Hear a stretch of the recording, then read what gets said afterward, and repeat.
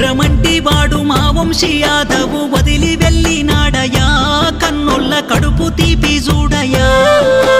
ఉరుము మెరుపులొస్తే కొడుకు యాడుండాని వెతుకులాడేటోళ్ళయా మొక్కంగా పుట్టిన కొడుకువయా ఊరు అడుగుతుంది వాడాడుగుతుంది ఎక్కడెళ్ళిపోయినవో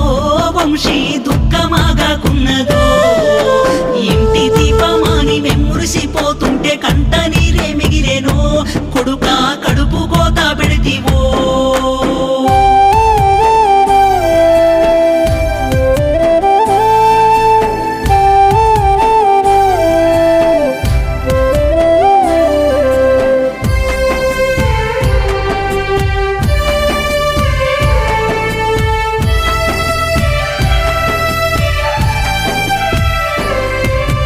కడుపు కట్టుకొని సాదుకున్నారయ్య